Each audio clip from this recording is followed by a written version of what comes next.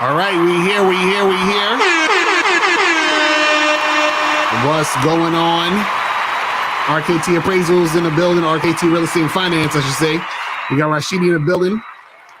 So today's topic is credit 101. So like, what's that about? Go in. Let's know what's going on. The basics, man, of how important credit is and how you need credit for everything. It's one of them things where credit is going to be definitely more influential and more impactful in your life going down the line.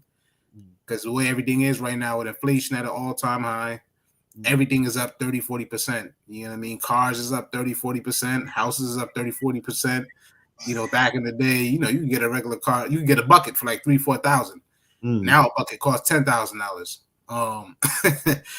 So it's really one of those things where building credit is very important, and doing the basics and know how to use your credit is crucial. So what I mean by that, it starts off with the basic. If you do have credit cards, you should not be using more than 30% of your balance at the end of the day. Why? Because at the end of the day, credit cards automatically give you about 25% interest. So if you spend $100, it's going to cost you $25, meaning you're going to owe them back $125 when it's all said and done. Oh, damn. So it's crazy. So that's why it's getting more and more important for people to stop being ignorant and actually understand that credit is used for everything. Because at the end of the day, everything you do is you're going to need some type of credit down the line. Like I said, everything's just costing way too much money. And that's why even our last topic talking about everything, on payment plans and payment arrangements is because people don't have the upfront money. And if you don't have the upfront money, you want to get in a good habit of not overusing your credit card or overspending or overstretching yourself. So really just starting learning how to use credit, and AKA call RKT Real Estate and Finance. We'll sit down and set up a consultation and go over the steps you need to do. We're really starting to take your credit way more serious. Done are the days where you can be like, oh, I don't need credit. I can just pay for everything cash. That's a lie. I mean, you go to a grocery store. If you one person for the month, you need about $300 just to feed yourself. Right. That's a big chunk. If you got to pay rent and you make $2,000 a month, and then and your rent is $1,300-1,400 a month, you got a car payment, and you got to buy food. That math don't add up. You know what I mean? So you probably want to need credit to get it done. On top of that, needing credit, they give you cash back, rewards back, all kinds of stuff to help you balance things back out, to save on money and stuff like that. And you get special discounts and things of that nature. So the main goal is just really understanding that, hey, credit is a lot more important than you think it is, and it's going to be a lot more important in the future. Well, what's funny is that like you were saying that people don't be using, like, they're not going straight to cash, spending $300 cash in a grocery store, whatever it is like that. I feel like I haven't used cash like for real in forever, right? So do you think? And I've heard that people were saying, I saw a video where a guy was talking about how like cash is going to be a thing of the past and everything's going to be digital currency and all this other stuff. So what are your thoughts on that? Do you think that's going to play a big role in more people using or using credit because more people aren't really using cash as much and all that other stuff? Absolutely. So to your point, everything is going digital. I mean, right now, look at all our debit cards and credit cards. Debit cards like credit cards now. Everything's a swipe. Everything's a chip. Right. Everything's electronic. So it's getting rid of cash. So, essentially digital usage, a liquid flow of money is going to be kind of used just like credit, if that makes sense. Right. So essentially before you take a $20, $30 out of your pocket, them days are done. Now it's going to be all on your card. Hence, very similar to a credit card. Instead of just a credit card, now it's just your debit card. Debit card has replaced cash for the most part. And so pretty soon, credit is going to weigh more because it's a very similar structure because it's on a card. It's all digital. So to your point, yes, cash is going to be completely almost replaced at some point in time. Nobody's going to walk around like that. Nobody walks around cash anymore. Who do you know? When you go into a store and they say they only take cash, you look at them like they got a third eye. Because what are you talking about? Like, that's some real shit. When I see, I've seen that too. I'll be like, cash. I'm like, what are you talking about? Like, that's crazy. Like, that shit is like, that's some super old school shit. Like, even with change, like, I haven't seen like change in forever. Like, I haven't seen quarters, nickels, and dimes in a minute. You know what I'm saying? Like, so all of that shit is going down. So Michael said he just hit 730 and it's still going up. So is that a good credit score, 730? Yeah, that's a real good credit score. So right. You cross into the good credit threshold at a 680 and 690. That's when you consider to have good credit. Mm-hmm. So you can do many things. So, definitely, Michael, when you get off the podcast, just go ahead and reach out to the website. You can start doing some things, trying to get houses, condos, all kinds of stuff. So definitely reach out to us. That's a good score. Don't let it go to waste. That's the other thing you want to look at, when it comes to credit, not letting things go to waste. What I mean by that, if you have a 730 credit score, if you don't have a home already, why not get a house? Right. If you live in a city, why not get a condo? Get a 2-bedroom condo, rent one out. You know what I mean? Get cash back. You can do quite a bit of things with your credit to get you where you need to get to and help you make some more money. So that's the other thing too, is that you can use credit to help you to make money at the end of the day. And with a score like that, I mean, you can do a lot of things. I mean, it's one of those things where if you have a credit card that's a $3,000 limit and you have a 730 credit score, you might be able to get another credit card that's worth $7,000-$8,000 of a credit limit. You can use that money to help invest in certain stuff, using it the right way. So that's actually a good topic. That's actually a good thing Michael brought that up, is that your credit score itself helps out tremendously and opens up doors for other business ventures. That's great. So if a person has a bad credit score, like let's say 500 or some shit like that or whatever, right? So it would be harder for them to get a house or to get a loan for a house. Is that what you're saying? Correct. Versus somebody with a high credit score. Correct. Right. So that's a perfect example. So you can get a house as low as a 580 credit score, but your interest rate's gonna be $1 million. Right. Meaning that, like, you know what I mean? Like, you're getting the highest interest rate possible. So you know what I mean? It's gonna cost you the most money to invest. So what happens is, the lower your credit score is, the more people, the less people trust you. So the less they trust you, the more they charge you, because you're more of a high risk. So, for example, a person with a 580 credit score, if they was getting a house, that person's mortgage might be $2,500. The person like this Mike character with a 730 credit score, his mortgage payment might be $1,800 because his credit is way better. They trust him a lot more, think he's more responsible. So that's the true difference between a low credit score and a high credit score. You can still get approved for some stuff. Some people won't even approve you. Like I said, 580 is the minimum for that. But credit affects you, like we were saying before, across the board. If you have a 500 credit score, you're probably only living in the hood. Like, that's the reality situation. Like, as far as getting an apartment, it's the unfortunate truth. Now once you start getting a 680, houses trust you more. And if you have a 500 credit score and you're trying to get an apartment, they're going to make you put 2 security deposits down. So if the apartment is $2,000, now you got to bring $6,000 just to move in. Whereas someone with the 730 credit score, you might have to put nothing down. So you just put the $2,000 down for the month to move in for rent. That's a huge difference. So your credit will cost you money. Dave G says a business credit score not as important as a personal credit score, as long as you have access to the capital. So those are 2 different things, though. Personal credit and business credit is 2 separate things. At the end of the day, personal credit, it's your personal credit. You can use it how do you like for your personal uses. Business credit, it's business credit. If you have a business, EIN, LLC, all that type of stuff, you can get credit. They look at credit differently. Business credit is more so weighed on. They just want to see that you pay your balances off, period. They don't really monitor it heavy like how personal credit, where they look at how you use the card every month. No, business credit is, listen, give you this business loan, you just need to pay it off, and that's it. Whereas personal credit, so they're not connected. So let's say you have terrible personal credit score, but you have a good business credit score. Is that good? Nope. They're not connected. Completely two separate scoring systems. Scoring systems. That's why if you have a business, you want to build your business credit so it doesn't affect your personal credit at all. Right. You know what I mean? So it's 2 completely separate systems. And so they don't look at that. They don't say, okay, he has a good business score, his personal sucks. They don't give a fuck. Nope. That's crazy. so what I always wondered about this. So when it comes to the credit score, right? So to get a good credit score, you gotta pay your bills, your credit on time, your credit card and all of that stuff on time, right? They gotta make sure you're keeping up the credit. So what if you have multiple credit cards, right?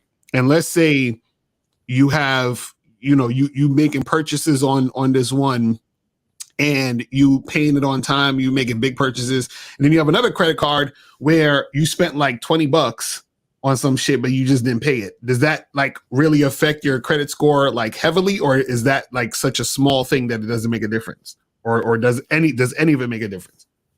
So all of the above. So that's a great example. So right. in that example, where you paid off, you have one score credit card where you had $20 you didn't pay it off, it's going to impact you negatively because you're not paying it off. Right. So to your example, how your credit gets built is three layers.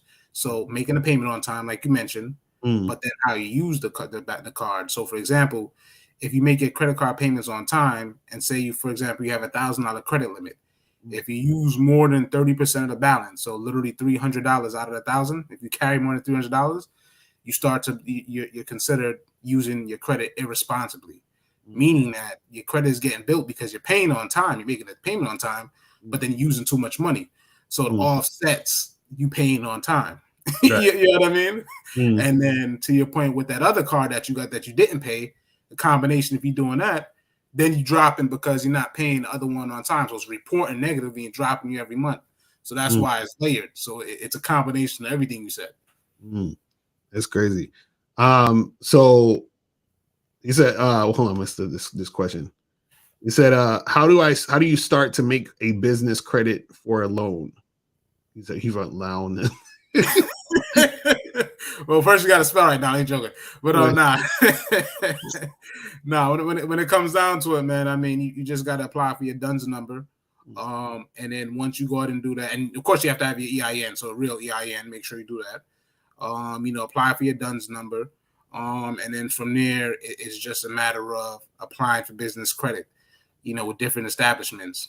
Typically, good establishments to do, at least for myself, that I've done, is I have a Home Depot and Lowe's cards.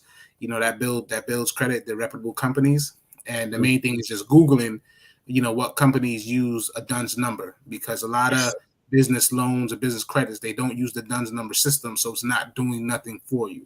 Right. So what does that mean? If they're not using that system, and even if they give you $10,000 and you're doing a great job, nobody's trusting you that's credible that use that system with more money. So it's almost like a store card. The perfect way is just like a store card. Like it's like a Best Buy. You only got a Best Buy card, so you can only buy from Best Buy. So if you're using a company that doesn't use DUNS numbers as a credit scoring system, they may give you $10,000, but you're going to use it with them. It's not helping you get any money anywhere else. So that's why it's But to go back to the question, that's how you get a business loan. Build your credit up by applying, getting a DUNS number. Stuff like Home Depot, Lowe's, they're reputable companies. Keep using their cards. They'll keep increasing your limit. Other things that help you get business loans is credibility. What do I mean by that? You want to have a business checking account. You want to be able to be traced. They want to see that you're taking things serious, because businesses check to see if you actually have a business checking account. The other thing is having a business website. That also helps. They want to be able to find you.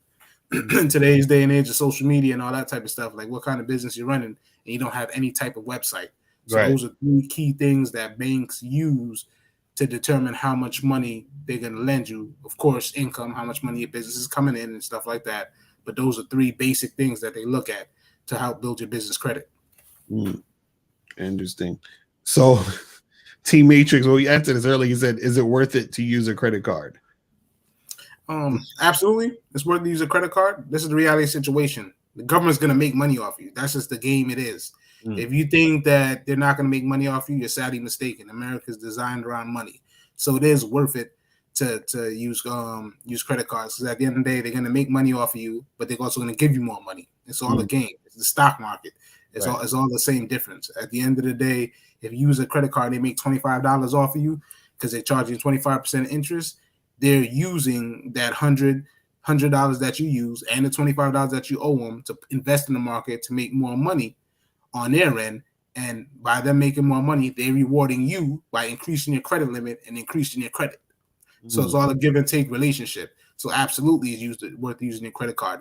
Just don't be, doing wild stuff, maxing out cards and buying TVs. Then it's not beneficial, because you got people doing that all the time where it's like, oh, I got a $10,000 credit limit, so I'm going to max it out and spend $10,000.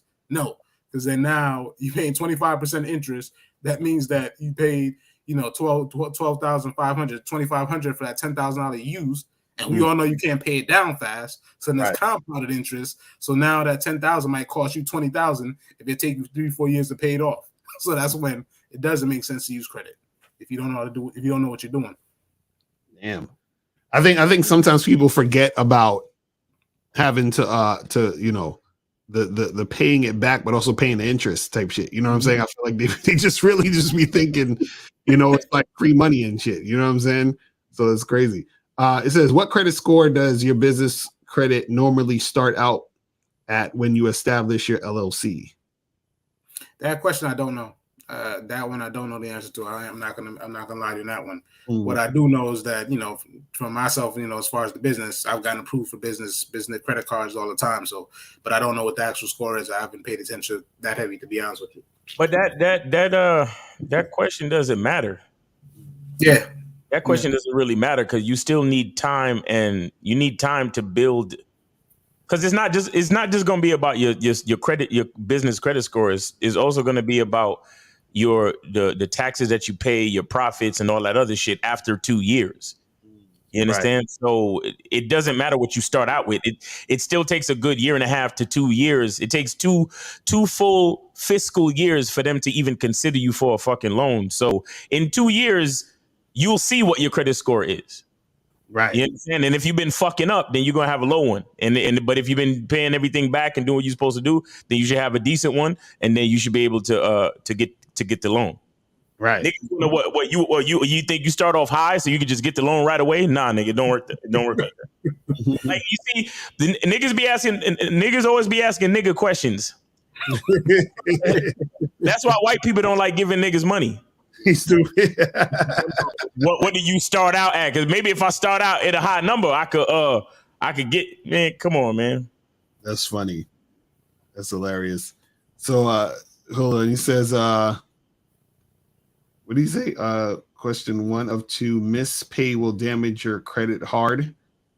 I guess he's saying is going to damage your credit score if you like, or is it like, yeah, like how much does it affect your credit score when you just like, you know, like if is it one payment that makes it go crazy? Is it 2? Like how much, like what, or is it a combination of a bunch of other shit? Like what's the thing? No, I mean, this is the thing. And this is a real thing. It was on the news the other day, and it's a real thing as you know, I'm a credit expert.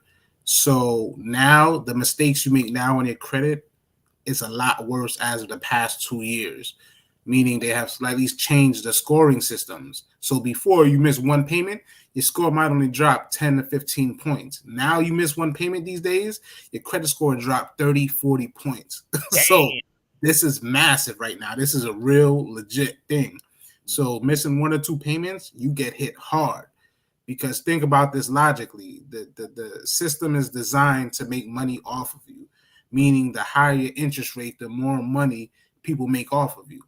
So, for example, if you have a 700 credit score and you miss 2 payments and you drop to 620, clearly establishments see that you're a responsible person and you had good credit. You just missed 2 payments, but now they get to charge you even more because you made the mistake. And now they get to say, all right, well, we know you're good. You've been good for 5 years, but you made 2 mistakes. It's kind of like just getting record.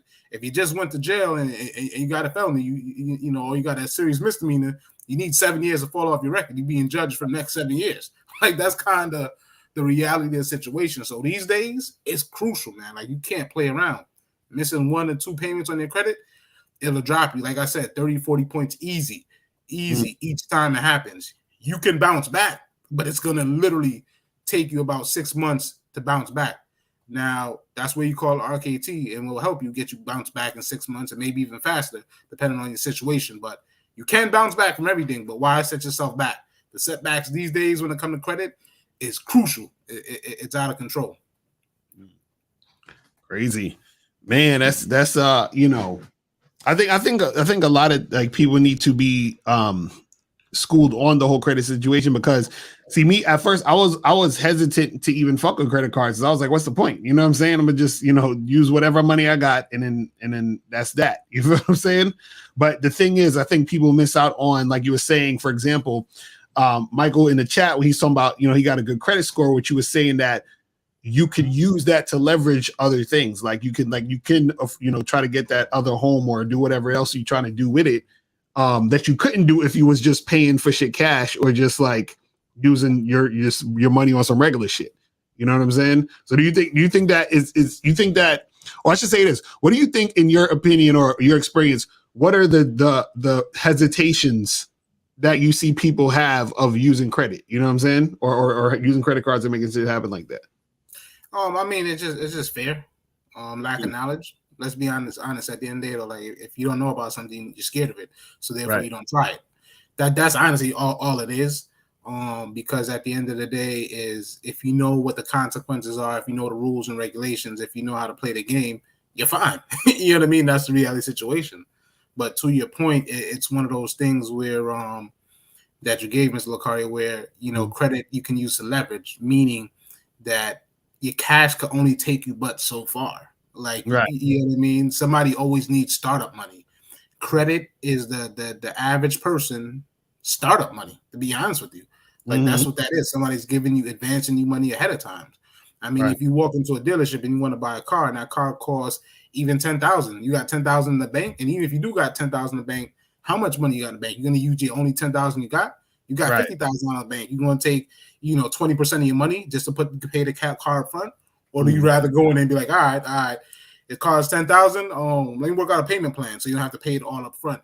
You know what I mean? Whether you're buying a boat, a car, a house, I mean, anything that costs a substantial amount of money, credit is perfect. It's just like, all right, I'm not going to give it to you all up front. Who wants to give it all up front? You know what I mean? At the end of the day, though, like, why do you want your pockets on E?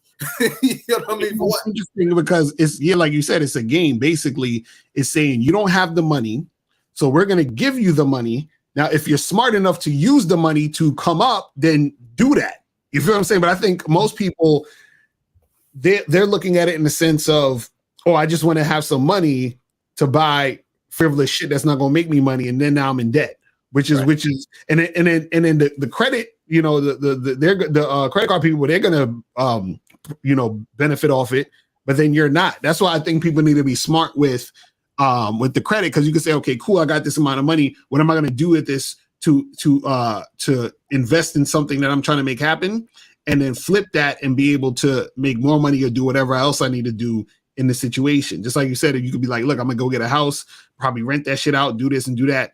And that's why I'm using the credit to get me that leverage to do it, versus motherfuckers who they don't know. So then because they don't know, the credit card companies is making money off the ignorance. You know what I'm saying? So that's the crazy part.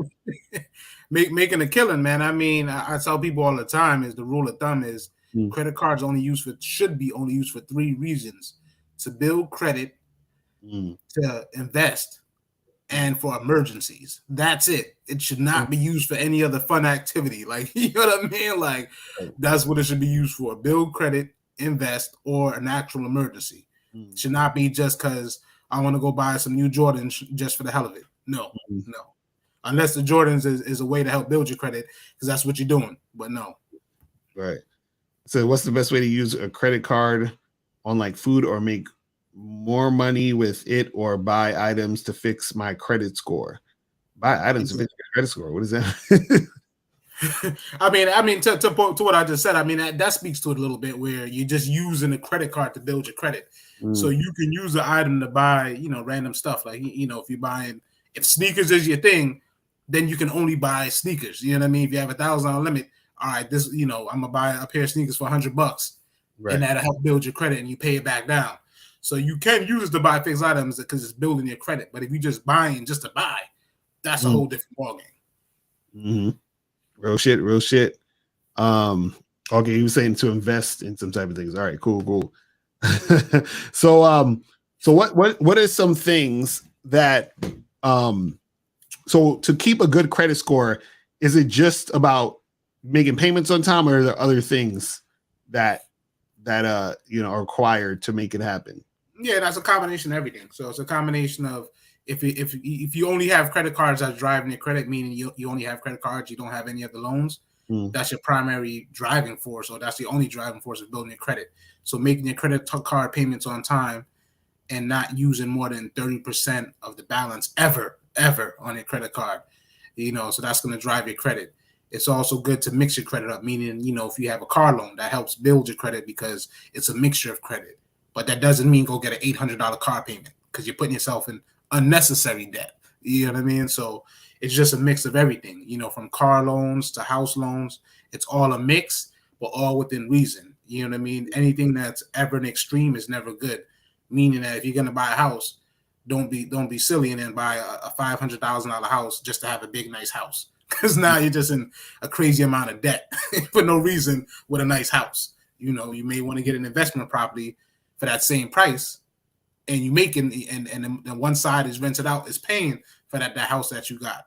You know what I mean? So it's just having that healthy balance and that healthy mix of using credit. But having car loans and other mixtures is all good as long as it's balanced.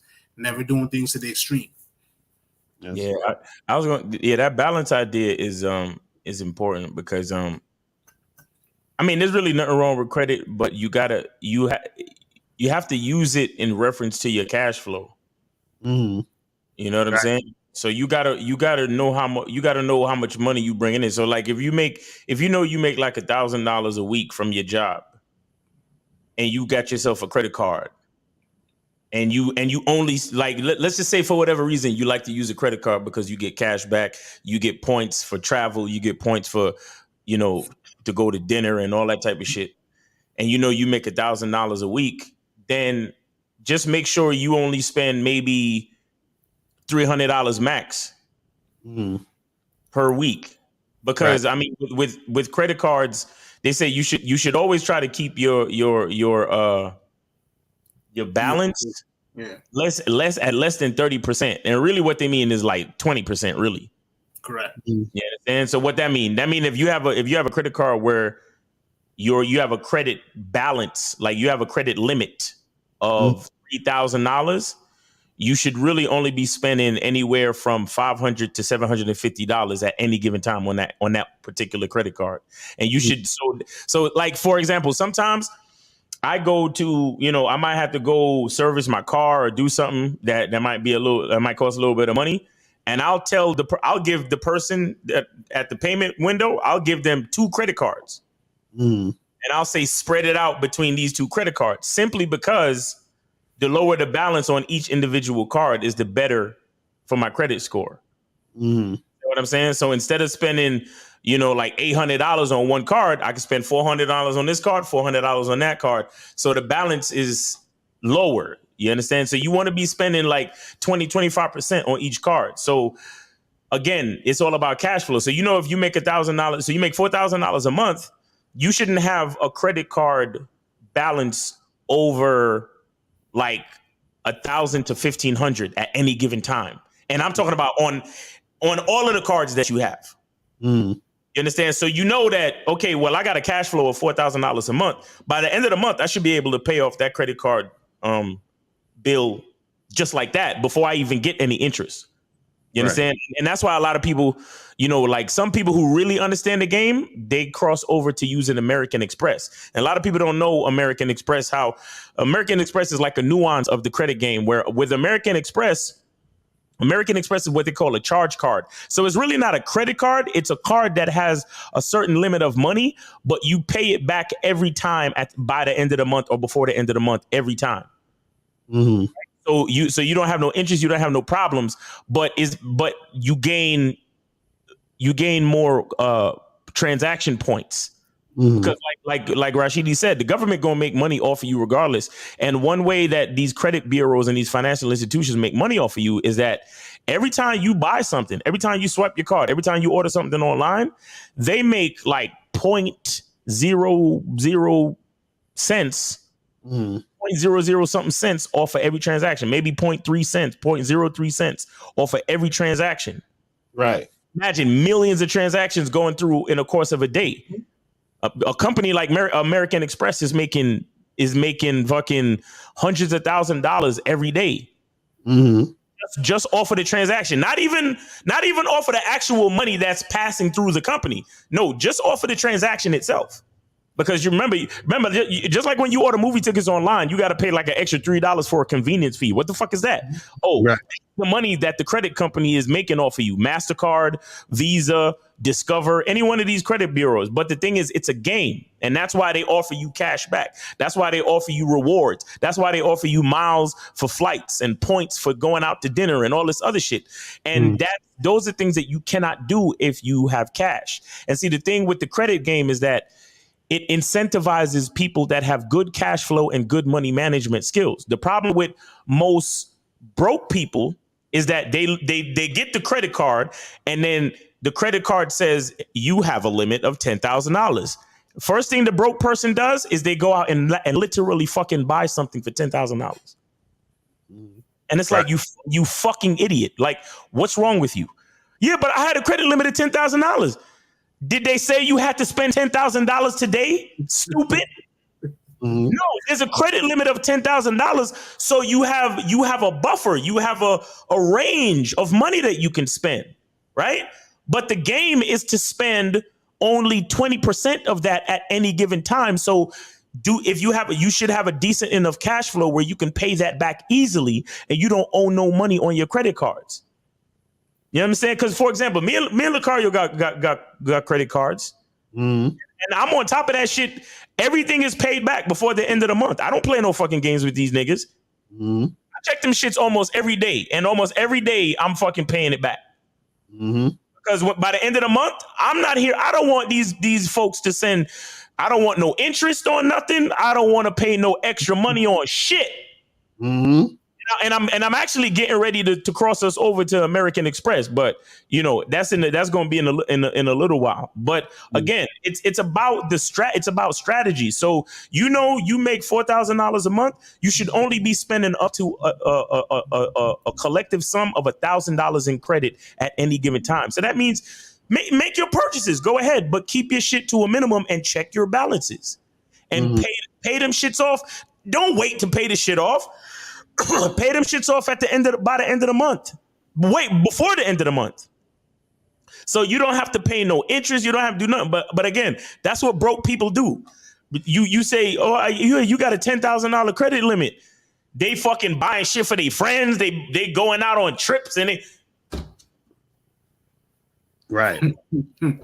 Like I can't stand. Like I can't see. Okay, that's the difference between an abundant-minded person, an abundant minded person or abundance mindset person and a poverty mindset person. Poverty mindset person see the $10,000 credit limit and they want to spend up the money as soon as possible because they live in scarcity. Because they figure, damn, I don't know when I'm gonna ever have this amount of money available to me ever again. Right. But the abundance nigga is like, well, I'm gonna always have this type of credit limit available to me. So what I'm gonna do is I'm gonna play it smart. I'm going to keep my purchases to a minimum. I'm going to keep them under that 20-25% threshold. I'm going to pay the shit back before the month is over. And I'm going to keep gaining points on all of my purchases. I swear to God, right now, if I wanted to go rent like a luxury car for the week, that shit would be free right now. Like if I went to Enterprise or any one of these rental car services and I wanted to go on vacation and rent like a convertible Lexus or some crazy shit, that shit I could pay for that shit. I could get that shit done all for free. And the only reason why is because of so many points accumulated on the credit cards. You get what I'm saying? And those are the things that you can use your credit card points for. You can use them for travel. You can use them for rental cars. You can use them for hotel. You can use them for a lot of different things. But see, the idiot who would run up a $10,000 credit line on the first fucking day that they get it don't get those type of benefits because they're not being smart and strategic with how to spend money and how to effectively strategize and use credit to the best of its ability. Yeah, man. And I mean, just to piggyback, and I know we got to wrap up soon, but to piggyback what Miles just said, even with credit cards with MasterCard, renting a car, you don't have to get insurance with it. If you get in an accident, if the car is less than $50,000, MasterCard credit cards, if that brand is on there, they actually pay for your car damages. Like that's another benefit of credit cards that a lot of people don't even know about, that you get access to when you don't have to use your own insurance coverage and you don't have to use the insurance coverage through the rental company because it's covered through your MasterCard. as long as the car is less worth than $50,000. And then to Brandon's point, yes, you can still build your credit if an account is in collections, but call RKT and we'll actually give you a detailed game plan on how to do so. There's a way around everything. That's why we keep talking about balancing that throughout this podcast. It's all about balance. So if you do have something in collections, that is something that we actually address, and you can still build your credit. We're going to look at that collection and tell you, is it worth it to pay it off? If it makes sense to pay it off, pay half of it, how it's going to affect your score, or how to build around it if you can't afford to pay it off, and actually tell you real facts. So yes, to answer that question, Brandon, we can do that. Yeah, and they will close your card if you never make a purchase. Absolutely. And they won't even tell you. And And they can't make money off you, they ain't going to use you. They'll just close your account out. Exactly. That's why you're never supposed to pay your balances down to zero. If you leave your card at zero for about 3 months, you get a little letter in the mail saying, hey, we closed your account. And be like, why? I ain't going to tell you why. And need the money off you. And you can pay your balances down to zero, but make sure you plan to use your card again pretty soon. You know what I'm saying? Right. Exactly. So even though you pay it down, because like I said, I pay off our credit cards every pretty much every day or every other day, or there's a limit, right? Because it's like every 3 days or some shit like that. Because they don't let you pay anytime you want. But anyway, what I'm saying is I paid the credit cards down to zero, but that's because I know that at any given time we're gonna make another purchase pretty soon. You know what I'm saying? We're gonna buy food. We're gonna be paying for internet shit, marketing, whatever the fuck we gotta do. You see what I'm saying? So everything works together. But yeah, man, learn how to use credit, man. Learn how to use credit. Don't be a fucking idiot.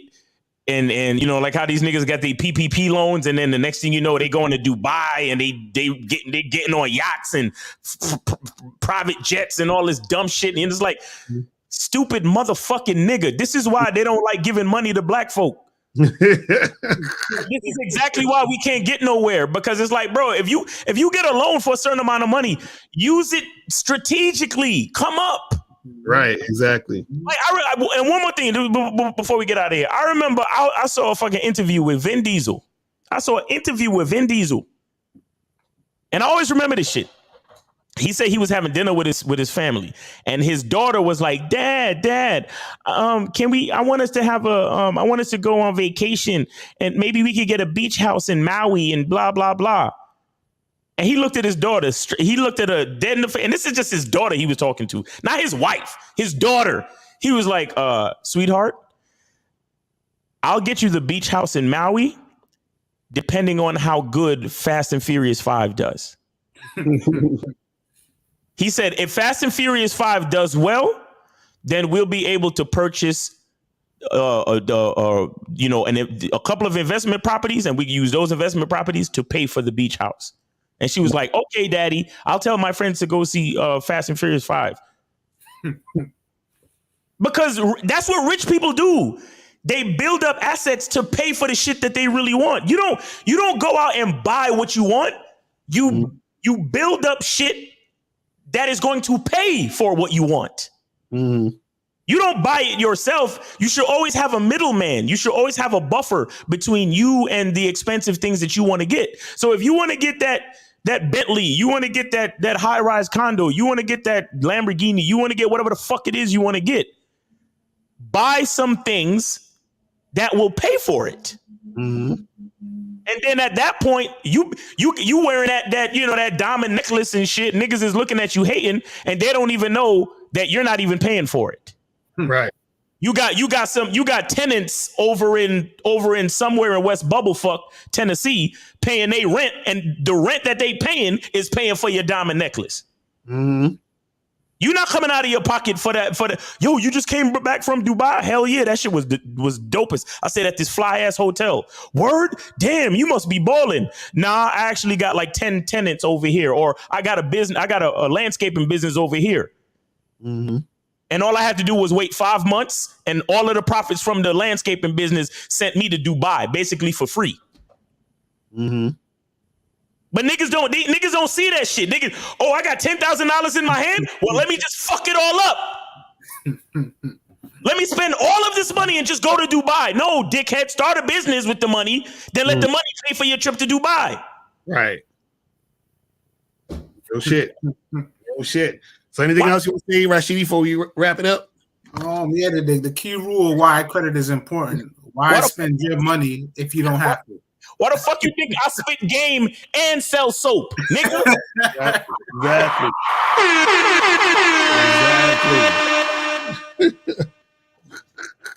Miles, you take credit card? You take credit card? Hell yeah, I take credit card, nigga. And I deliver it to fucking Canada and the UK. What the fuck? Mm-hmm. Shit. I spit game. I sell soap and we got t-shirts too, nigga. Mm-hmm. That's a fact. Membership. Yo, cash flow. What the fuck y'all think this is? Mm-hmm. Shit. Come on, man. And I'm about to get into some real estate with RKT appraisals too. Shit. Mm-hmm. But yeah, man, guys, just be strategic, man. Game it's all about game, man. Don't just fuck your money off trying to impress people. Spend your money strategically and have the money that you spend pay for the shit that you really want. Like that's how it works, bro. You don't right. Go out and buy the shit that you want. Let the shit that you buy pay for what you want. You understand? That's how it works. Mm-hmm. All right. So guys, that's pretty much it, man. Make sure you guys go to rktappraisals.com and we will holler at y'all later. We out.